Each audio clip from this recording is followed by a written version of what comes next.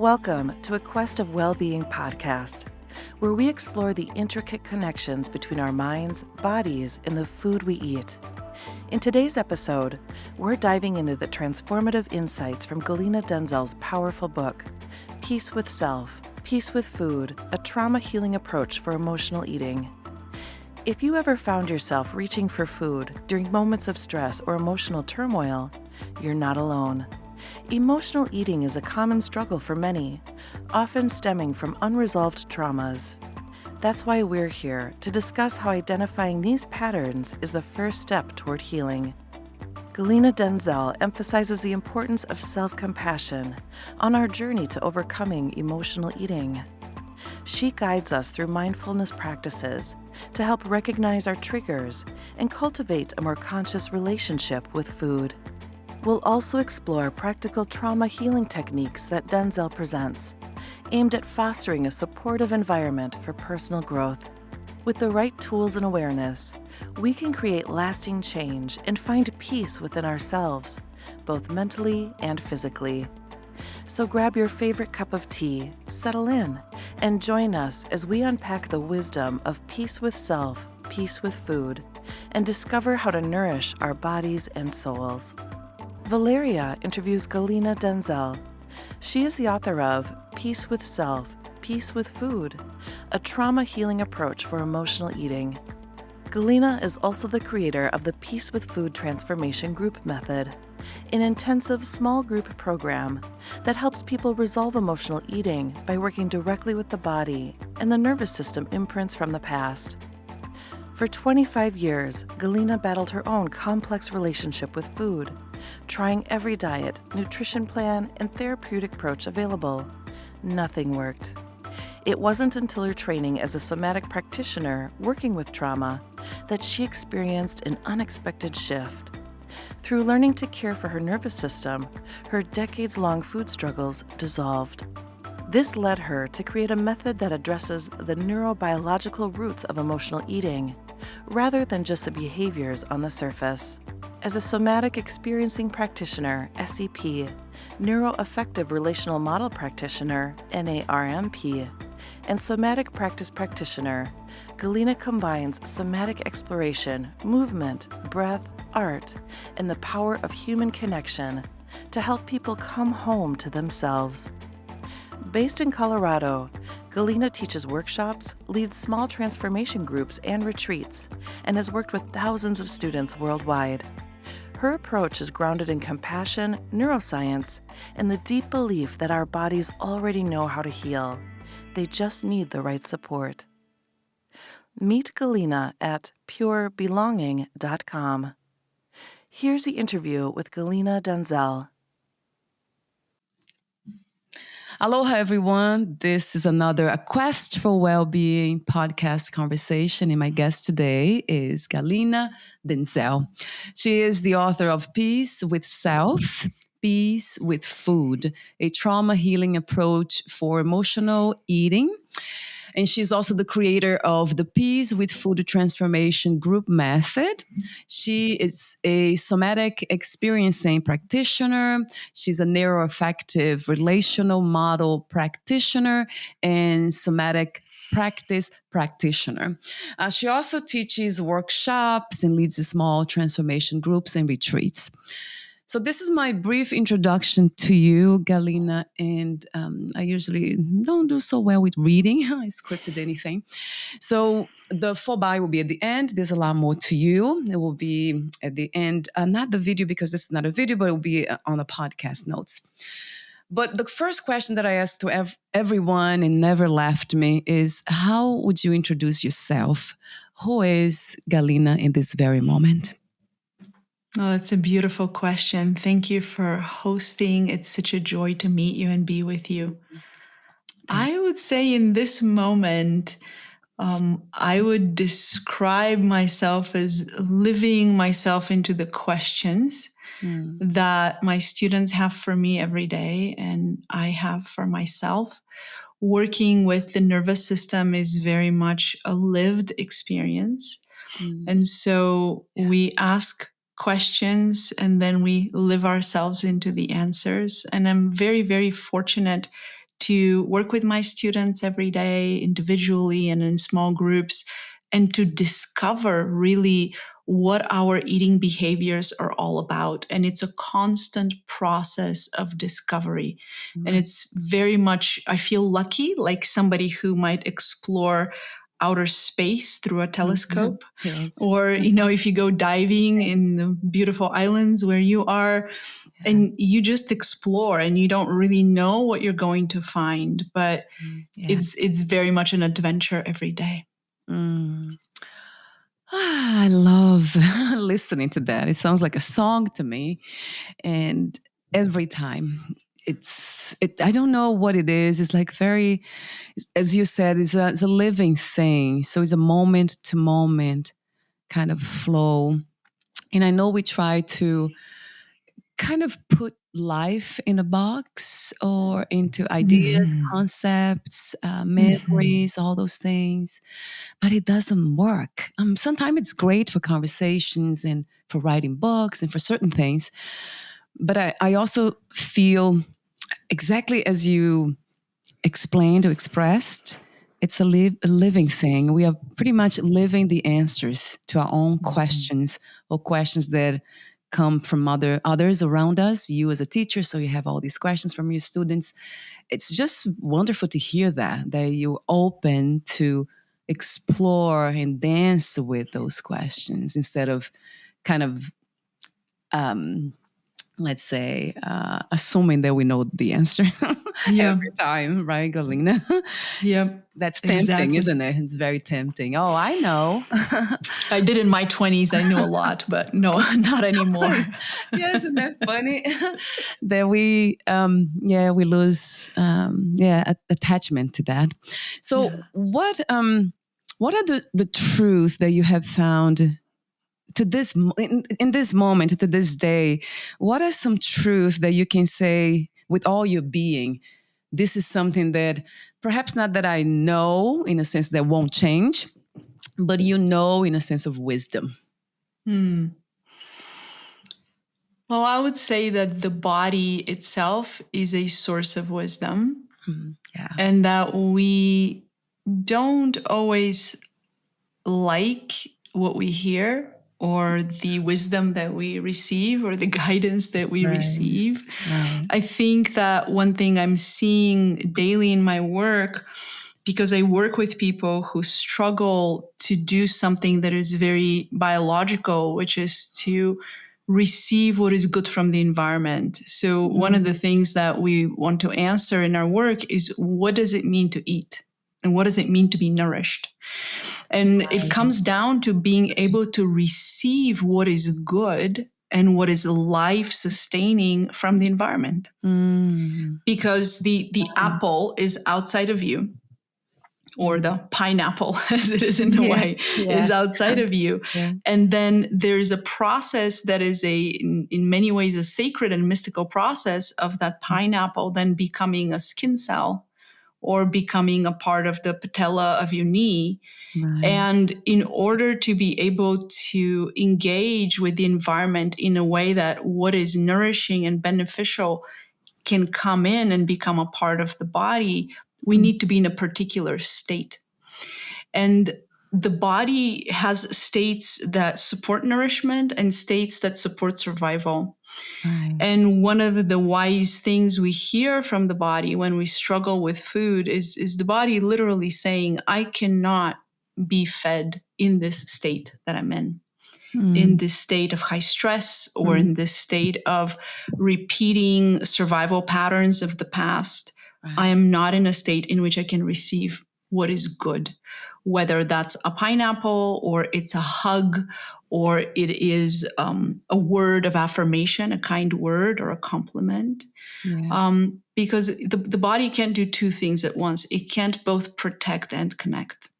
Ah, yes. And sometimes we don't like hearing the wisdom that we receive from the body. We don't like hearing that we are burning the candle at both ends, or we Mm, have our schedule in a way that culture expects, but the body can't oblige, or that we're trying to do more than a person should be able to do in one lifetime. mm. Wow. Yeah, I hear a lot of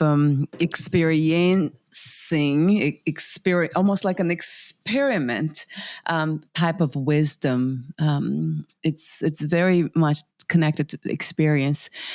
In the Mm-hmm. sense of that giving and receiving, that's some people they say that that's really what love is, giving and receiving, and that resonates with me.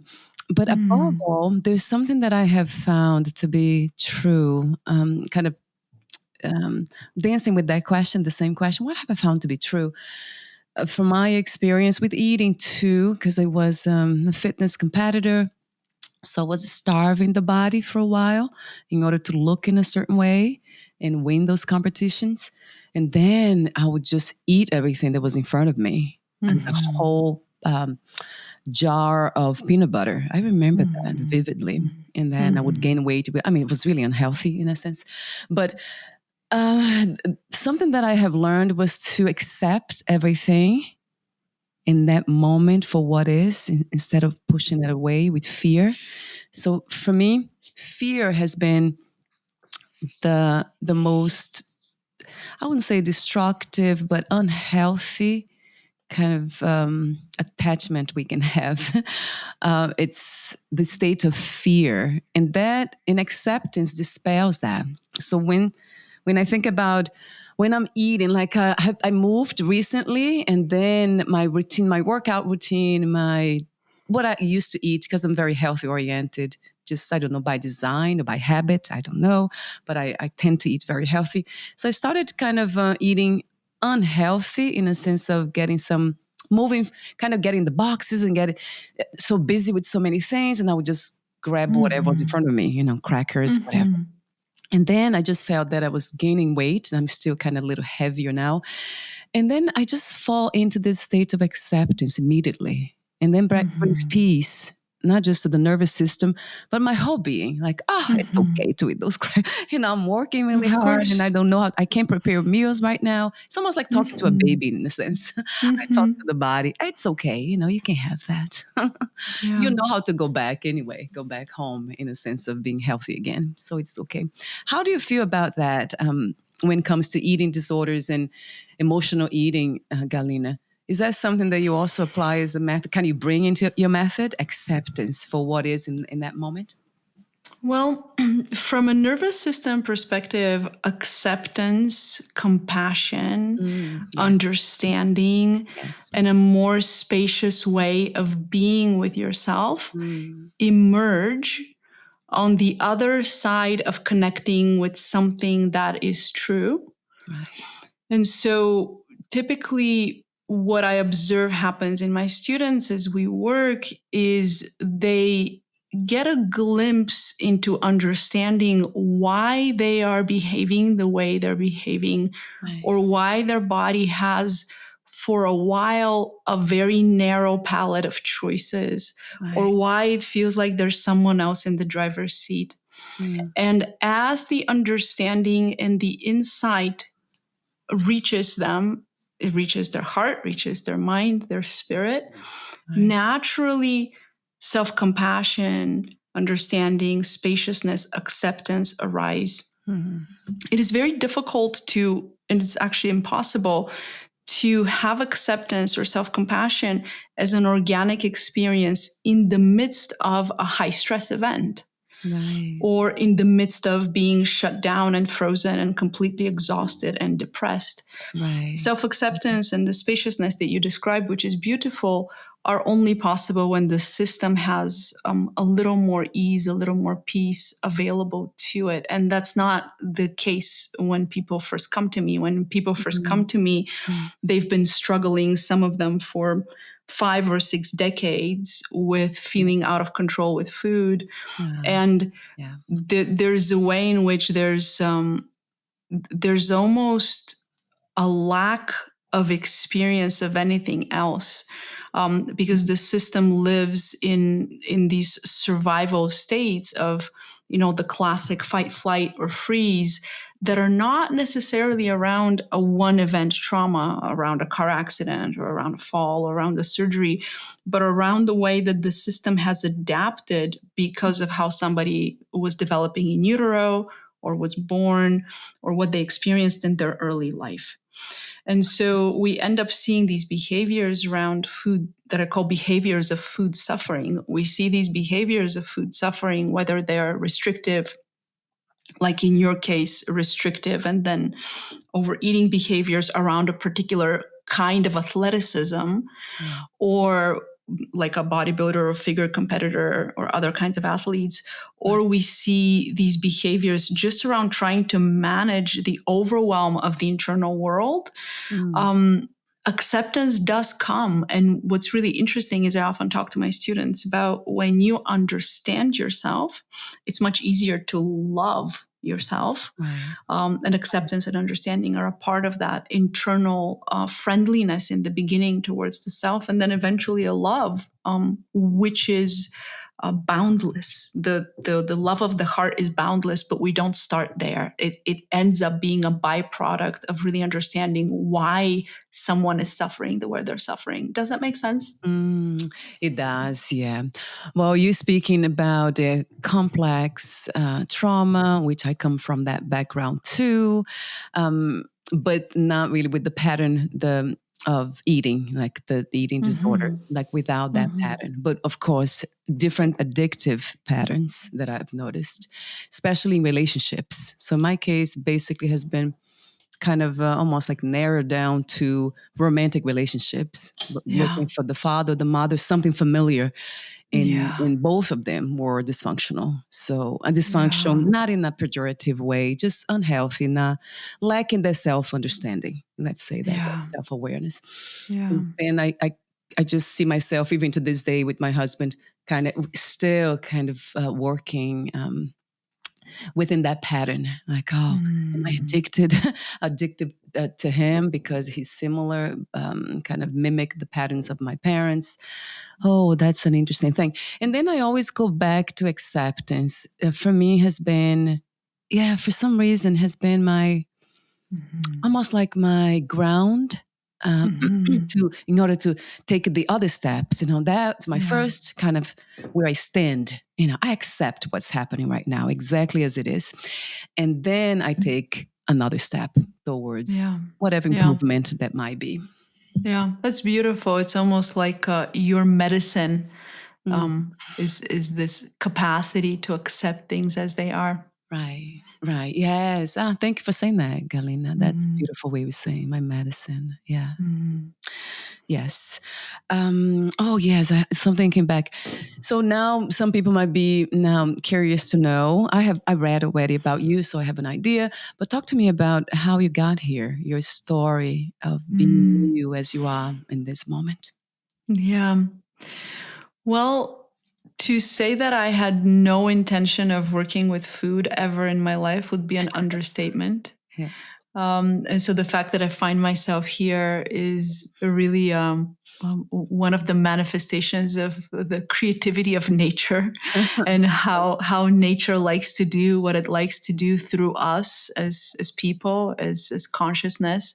Right. So I came to study first somatic experiencing and then the neuroaffective model and somatic practice, which is a particular way of touching the body when somebody's had trauma, Right. because I was working with people with chronic pain. And I was working as a body worker and a movement specialist with creating pre and rehab programs for people both through movement and touch. Right. And when I moved to the United States in my early 30s, I'm originally from Bulgaria. I found myself, as I opened my practice in South Orange County, I found myself working with a population that was so much more. Um, I don't even know what language to use. It was so much more complex what was coming my way than what I was used to working with. I Right. was working here in the States with people with multiple surgeries, multiple injuries, multiple people with multiple helicopter crashes, just weird cases.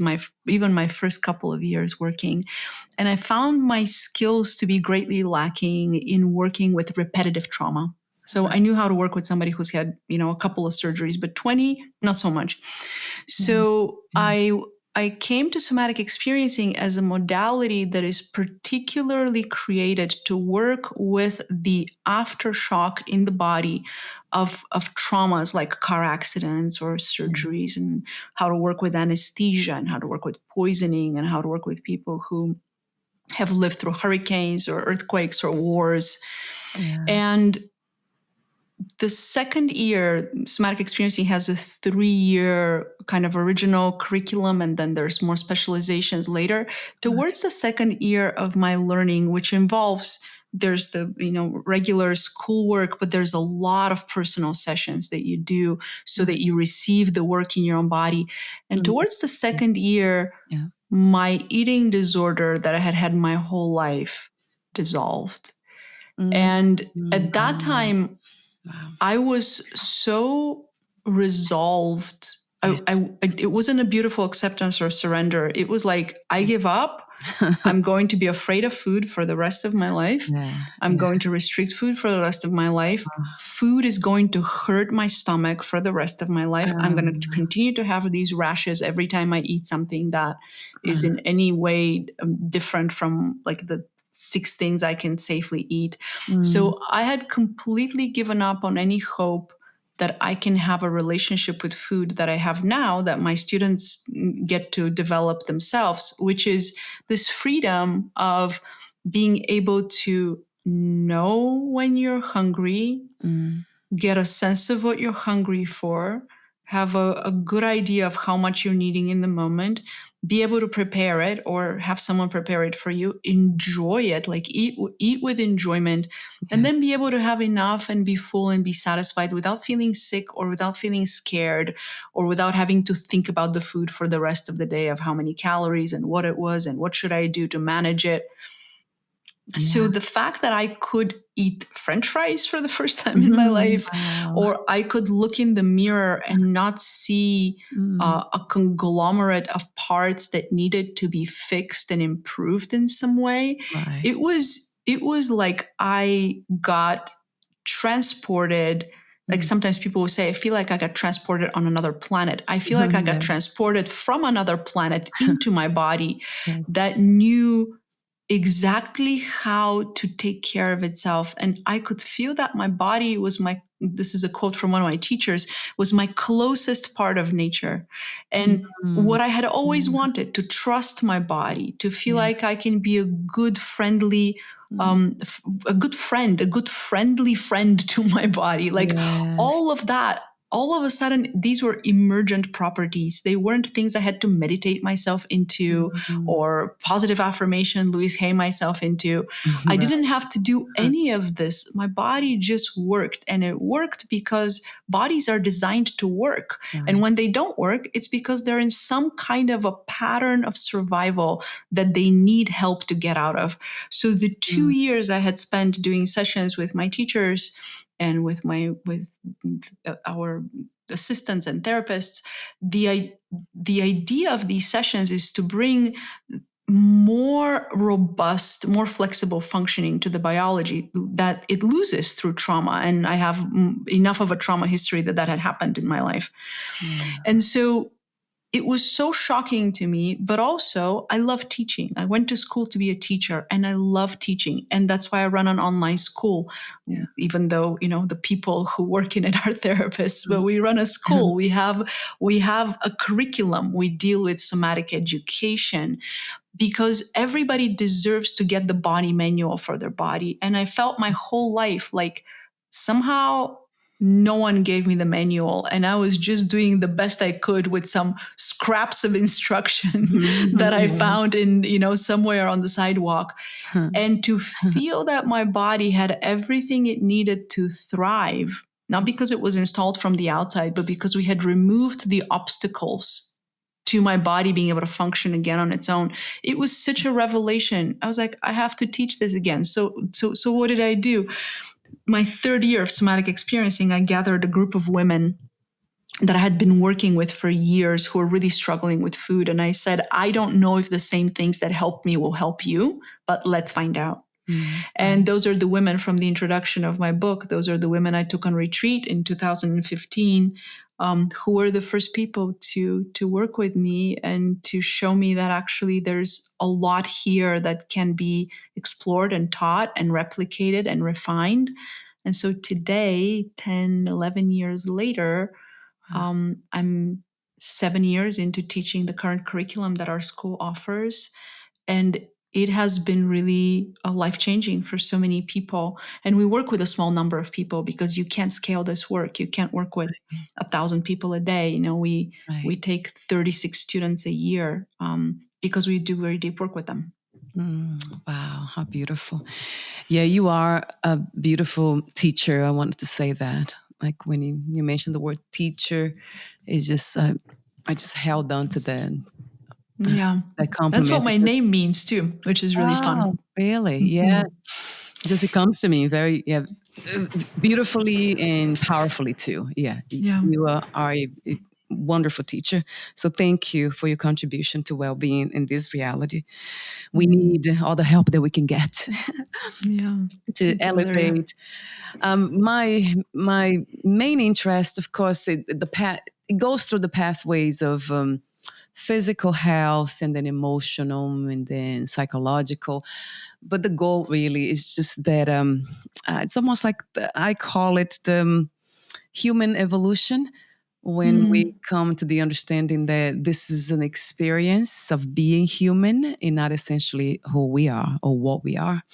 So that has been my path of kind of realizing that I'm not what I think I am, but something that I cannot even think myself through it. It's beyond thinking.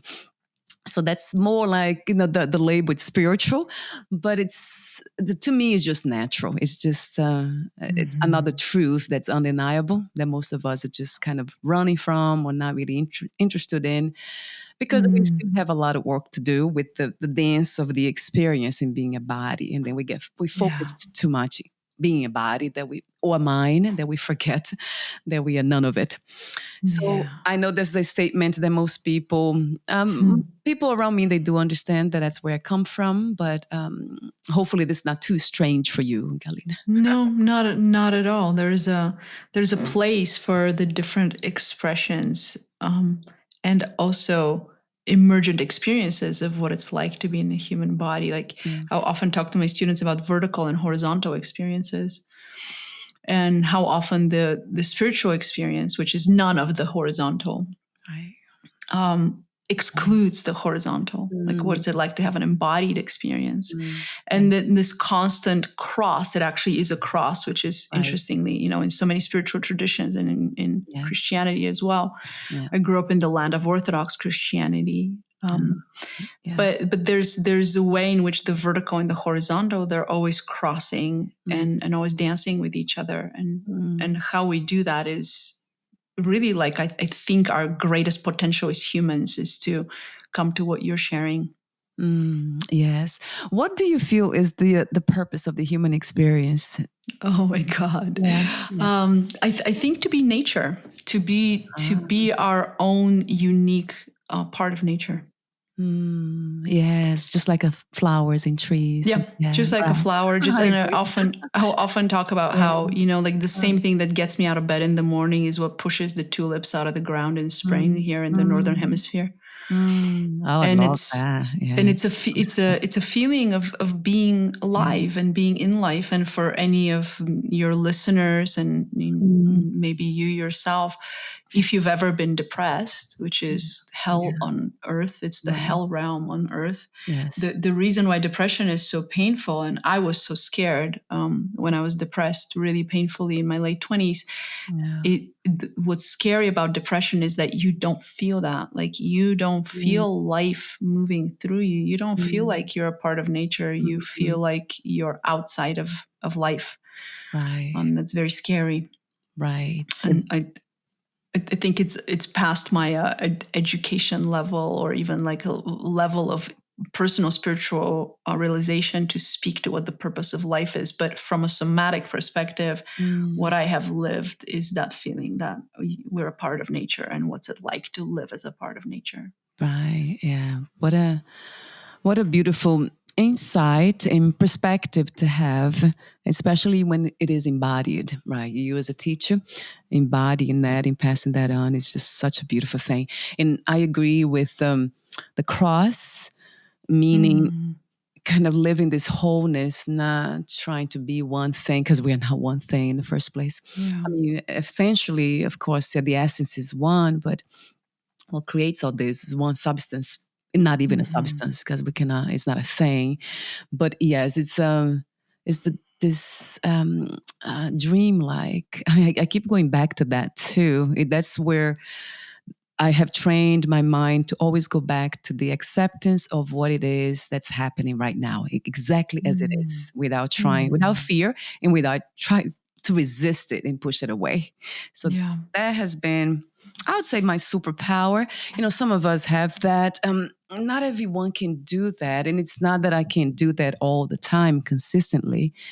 But there Mm. is, I always go back to it. It's interesting to notice. I always go Yeah. back to that Yeah. as my Yeah. anchor. Yeah, for some reason. Mm-hmm. Some reason. Yeah. Sounds like a yes, like a big yes. Yeah.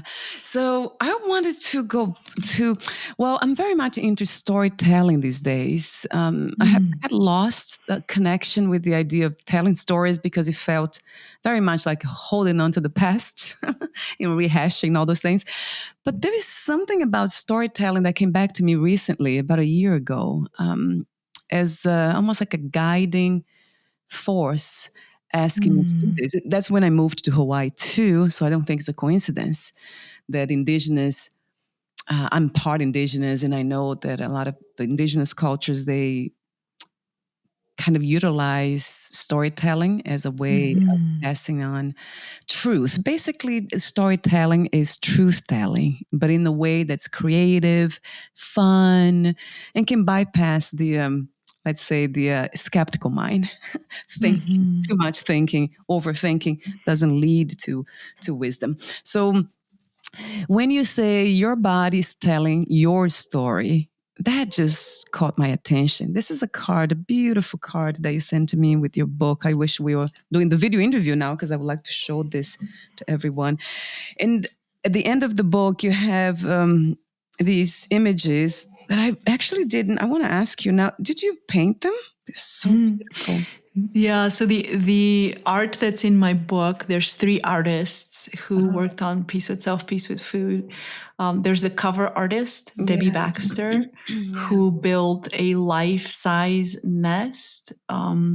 She built life-size nests as her life's work and takes trauma survivors through those nests. The nest that is on the cover of my book, she built for my book in Bali, and three women who have lived with eating disorders went through the nest and told their stories. And those stories are on my website. And one of these women is on the cover of my book.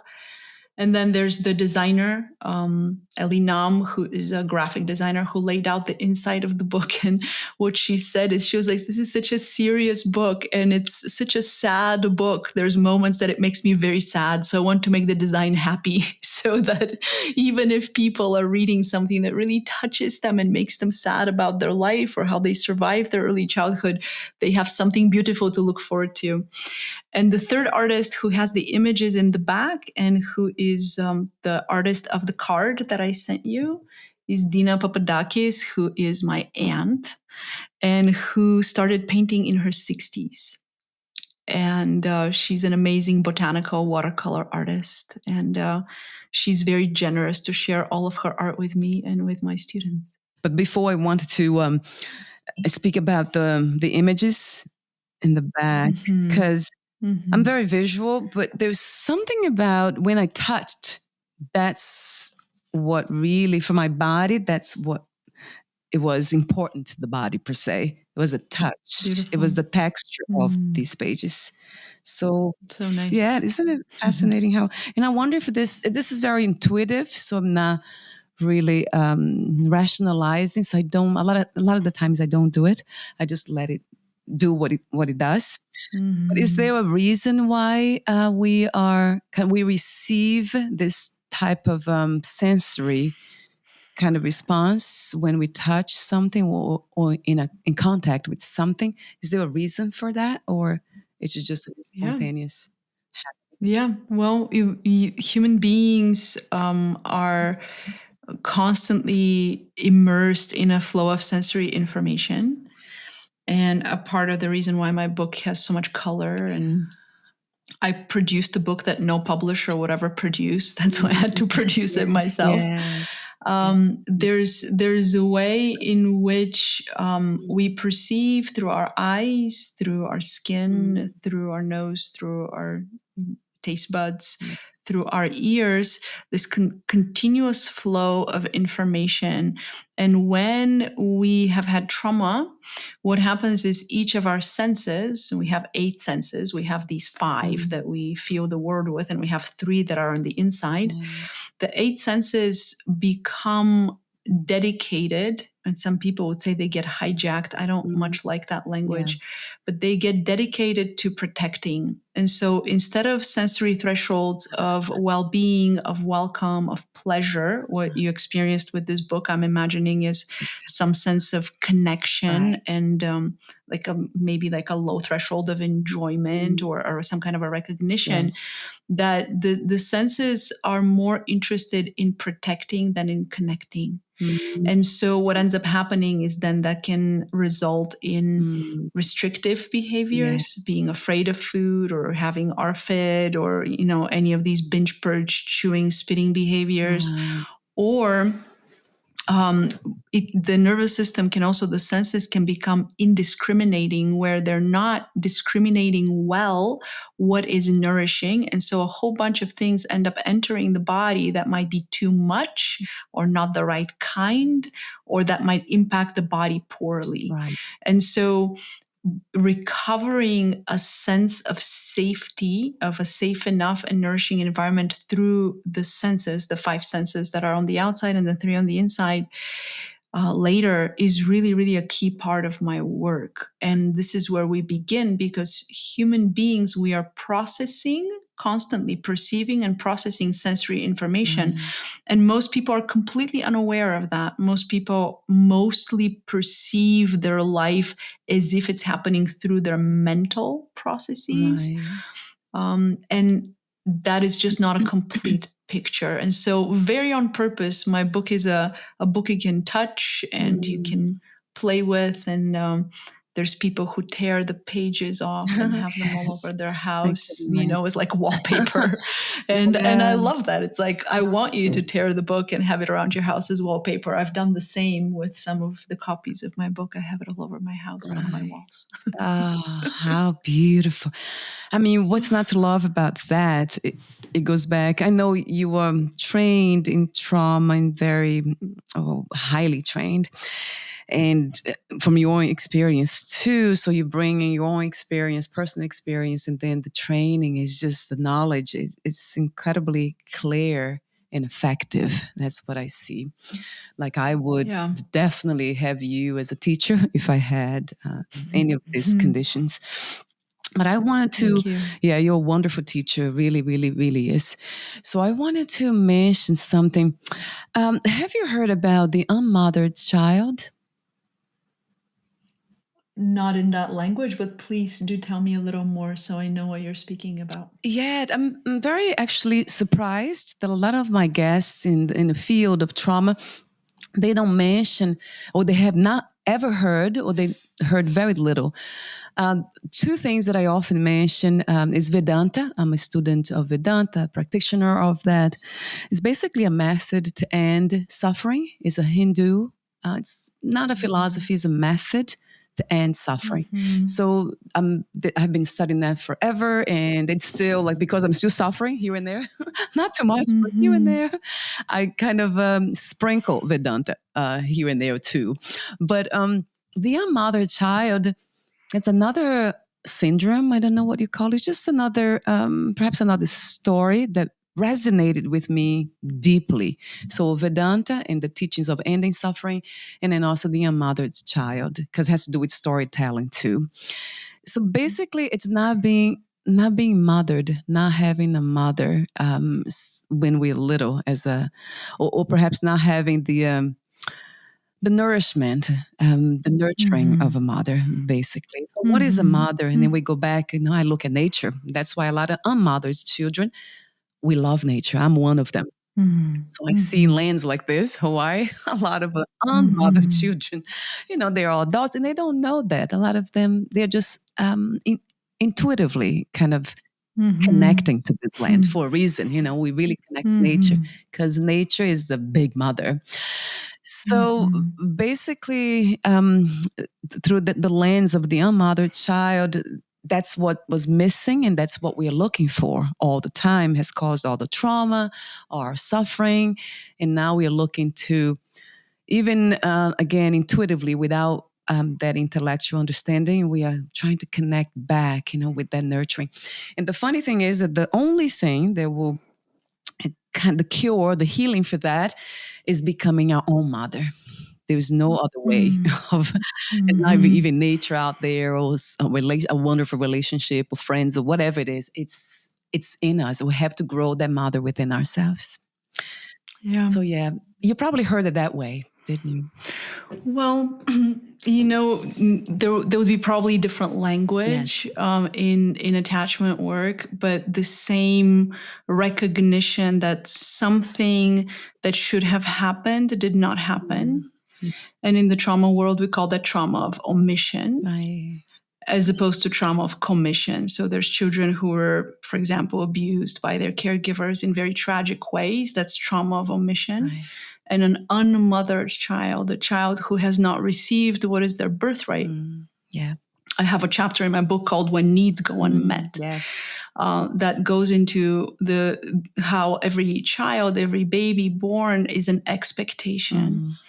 And so we have the expectation to be protected. We have the expectation to be comforted. We have the expectation to be encouraged.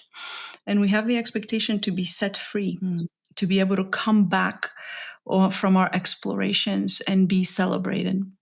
And so when that doesn't happen, we have to figure out a way to adapt. And it's very interesting. In South Orange County, where I used to live before I moved to Colorado, there's a Vedanta monastery that was founded in the 40s. And it was probably one of my favorite places to go, where I felt like I could have some spiritual refuge. So I'm very touched to have that memory, thanks to you in this moment. But really, what's really important to understand from the perspective of attachment, mothering, and what the nervous system needs in order to be fed, to be able to receive food, is that the body, the nervous system, cannot discriminate and cannot differentiate attachment from feeding in the first year of life. So the same nerves, and this is very biological, it's not, and of course it has a spiritual dimension, but it's very biological. The same nerves, they're called the cranial nerves. Those of you listeners who receive craniosacral or biodynamic craniosacral therapy, these are the nerves that your practitioners are working with. The cranial nerves are the nerves that support feeding and the functions of sucking, swallowing, breathing, eye contact, facial expressions, and responding to the voice of the mother as the source of all the goodness, all the sweet goodness that flows during the eating process. And it's not just food that the child receives through the function of those nerves, but the child also receives the imprints, the positive imprints of safety, and the positive imprints of bonding, where the child feels like they're being held in a way that the body can relax. And so we have about a year and a half of developing a mature parasympathetic rest and digest nervous system, where the vagus nerve, through that process of feeding, is getting what we call myelinated. There's a fatty sheath that gets formed. And what happens is, when the child is getting weaned away, I work a lot with kids with people when they were kids, they weren't breastfed, or they had trouble feeding, or they had a lot of allergies. or the parents, like in my case, couldn't figure out how to feed them, what to feed them with. Because when a child is sick, it's very difficult. Like something that's supposed to be easy becomes very challenging. Right. And so what happens later when the child is 2 and 3 and 4, the same nerves that participate in the feeding process, in the sucking, swallowing, breathing, listening, attuning through facial expressions, become the nerves through which we do what's called social connection. So the same nerves that help us feed when we're little become the nerves that allow us to notice that a person has a friendly face, or that allow us to receive comfort and what we call in nervous system work co-regulation. And so regulating with connection, with friendliness, with love, and regulating with food are completely on top of each other for the first year and a half of life, and then little by little differentiate. Whereas there's a very, very famous book called When Food is Food and Love is Love by Janine Roth. It's like that. Food is food and love is love. But in the beginning, food and love are the same thing. Right. And when we've had early interruptions, and this is the reason why, what I teach has such a root in biology, and I'm so passionate about the neuroscience of all of this, which is very, very well mapped out, is we cannot expect ourselves to not look for food for regulation and connection when we are missing the regulation and connection that would come from people. And some people live alone. Some people have experienced such debilitating betrayal traumas or other traumas that like people don't feel safe. And so then rebuilding it, we rebuild it from nature up. We rebuild it from tree to cat to dog to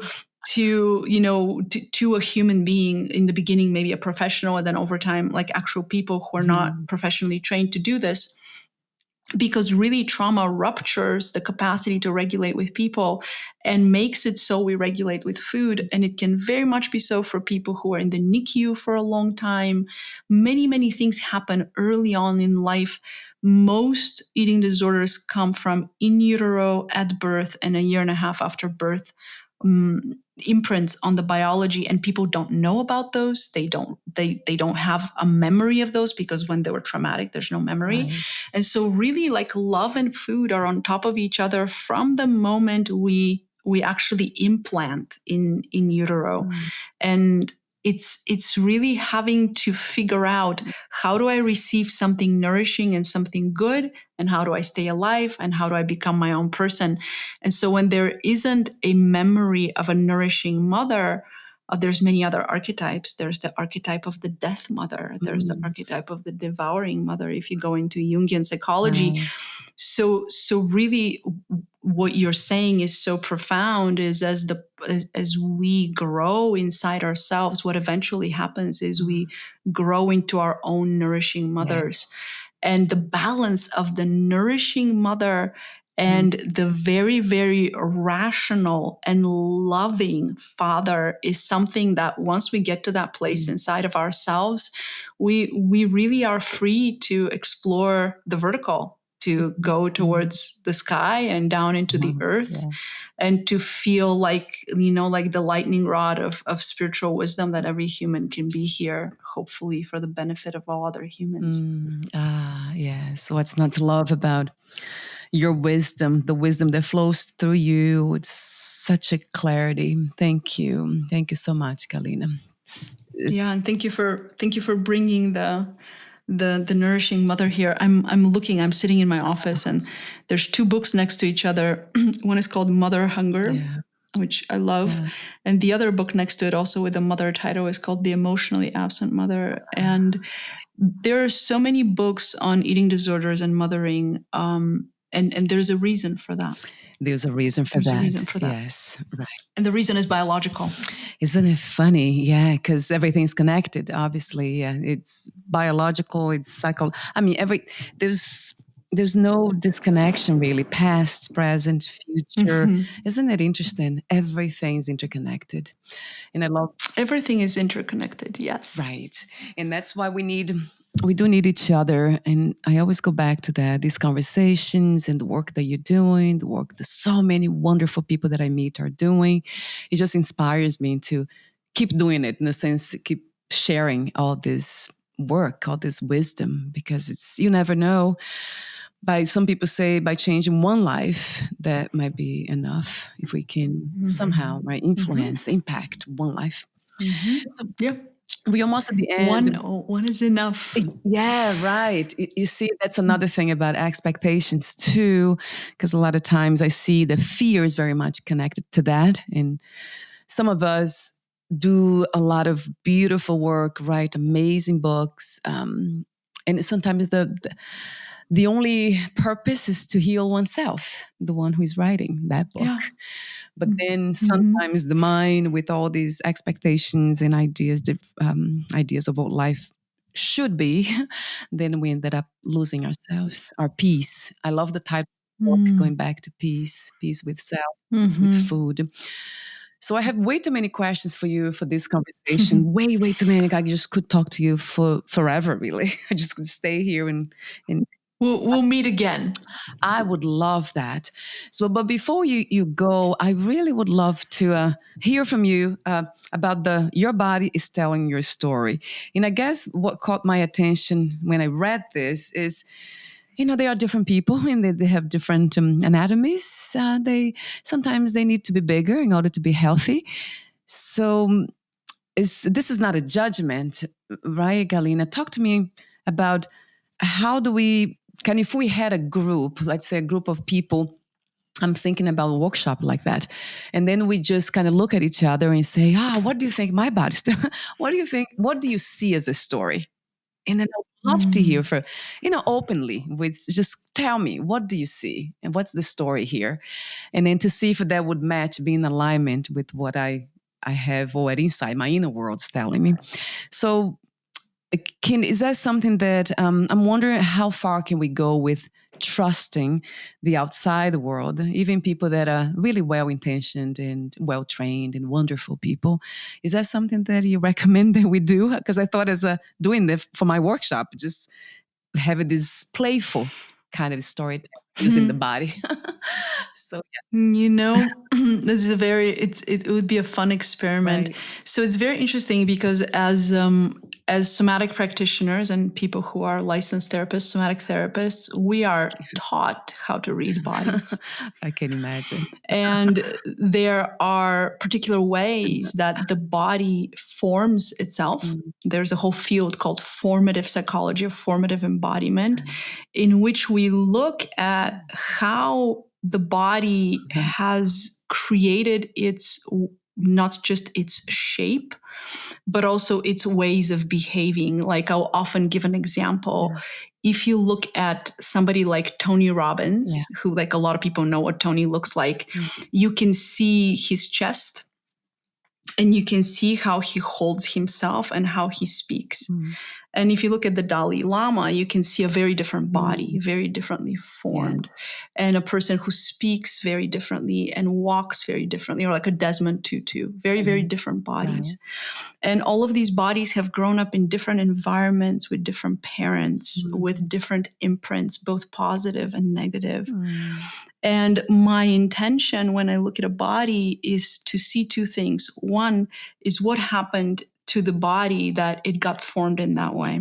And second, where are the blueprints, the plans, the internal plans for the expression of the original health the body came here with, that are free from the negative imprints and the adaptations.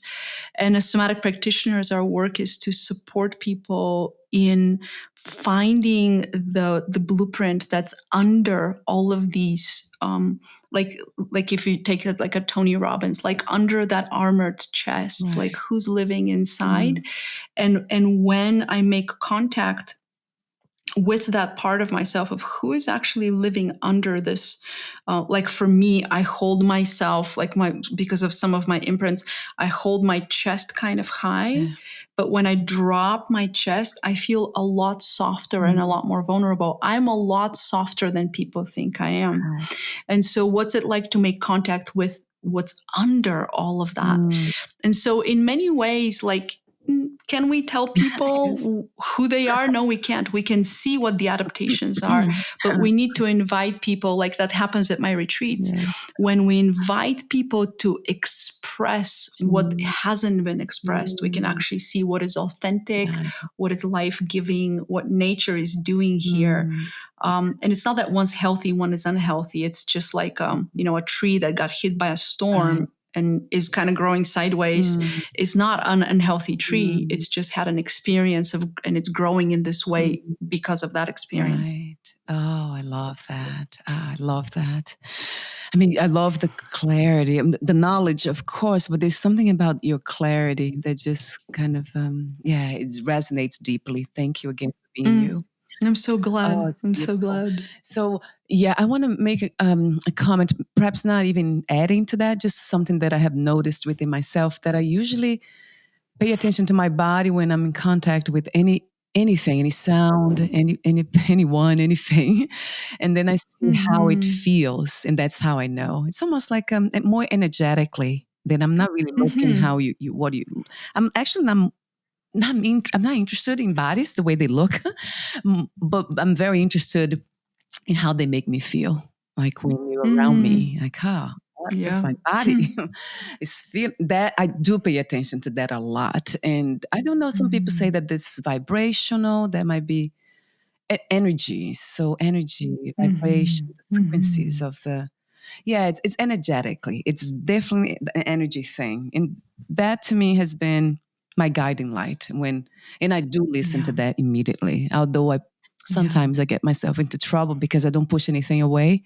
And then although I feel like, doesn't feel right, the body doesn't like being here, I stay there because there's a need for that. And then sometimes I do get myself in trouble by playing with fire. Yeah. But Well, it sounds like some exquisite sensitivity that you have to fields and people's just what flows inside people, not so much the structure, but more the contents. yes, that's it. Yeah, that's it. Yeah. Yeah. And also of course, and then scientifically, because I have that part of my mind, it goes very science-like. It wants to know how much that is true, the consistency. Wait a minute, what I felt, is it true? And then I go deeper into it to see, with the relationship with that person to see. And then sure enough, it is the real thing. Yes. It's good to be able to have multiple brains, to have the head brain ask the gut brain, is it really true? I think that's why we're equipped with multiple brains. Yeah, it's so much more fun too, right, Galina, to explore all parts of being, aspects of being, and not just one. Absolutely. Absolutely. I love all this. I can't help it, but I keep saying yes to this because I started long ago with this podcast and all the work that I do and never really ended. And sometimes I felt like, maybe it's time to end, the body's getting tired. But never, it doesn't end. And I'm like, maybe because it's meant to be. So I keep saying yes to it because I listen to life as it comes, as I mentioned before, and I'm not pushing anything. I try not to push anything away. I might do it that energetically too, but there's something about that resonates again with the core of life in nature. It's not pushing anything away, like the sun shines, on everything without discriminating. And so, I mean, I can't help it, Galina, but that's, some say it's spiritual, but I think it's just life itself. It's how it's meant to be, being the sun. So at the end of our conversation, I have, there's so many questions I didn't ask, and I apologize for not asking, doing more. It's the time, the limitations of time. But do you have any final thoughts, anything that you left unsaid? Would you like to read a passage in your book? Anything? That's lovely. I just want to say what I say to all my students, and it is that sometimes it feels like when you're struggling with food, that it's because it's been with you probably most of your life, that it's going to also continue for the rest of your life. And no matter how long you've struggled, a lot of my students are over 60, not something I expected. Right. And being that, like, I end up being younger than them, I'm in my mid 40s. My oldest student who graduated a couple years ago was 89. Wow. there's this way of really thinking about our relationship with food. No matter how long you've suffered, within you is the blueprint for a nourishing and easy and peaceful relationship with food. And I can't tell you if you will have it in 3 months or in 2 or 3 years, depending on how long you've struggled, but you can start moving in that direction right now. And it starts with the senses. It starts with being willing to be connected to what is neutral or mildly pleasurable, and that is the opposite of what the trauma physiology wants to do. So in some ways you're going to end up confronting your habits, but not in the way you think. It's not by building new habits, but building new ways of being with what's already around you. Right. Because if you're here, if you're alive, there's enough goodness and enough nourishment around you that life is winning. And so the question is, how do we take that by the hand and keep walking forward? And for anyone who's interested, I teach a monthly free workshop. Yeah.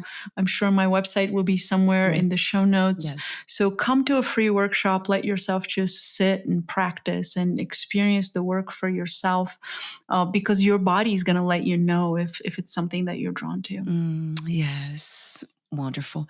Thank you so much again for being you, for doing what you do, and for having this amazing sense of clarity. It's, what's not to love about that? I keep saying that because it keeps coming to me as truth in this moment. So thank you. Thank you, Valeria. Thank you for being a wonderful host. I want to mention your website here, and it will be on a podcast notes. So it's purebelonging.com. And there's something else I wanted to mention. It's about your book. So Peace with Self, Peace with Food, a trauma healing approach for emotional healing. So the book also will be on the links. It will be linked to your website and to Amazon. And I want to say it again. I want to thank you again for sending me a copy. It's so beautiful. And you said it, the publisher would not do this work, but it's not published and you did it. And I see why you did it too. The way you did it specifically, it's just really, really connects with the senses, with all these senses. I'm just can't have enough of it. And I was just looking at the cover for a while, and then I'm just very attractive to the senses. And that's interesting how that shows that it's a reflection of your knowledge, of your knowing, of your wisdom. So thank you again. Yeah. Thank you so much. It's a joy to be able to share it. And we'll be in touch again. I would love to have you back, of course. But for now, take good care of your beautiful self, and we'll talk soon. Bye for now, Galina. Thank you for listening. To learn more about Galina Denzel and her work, please visit purebelonging.com.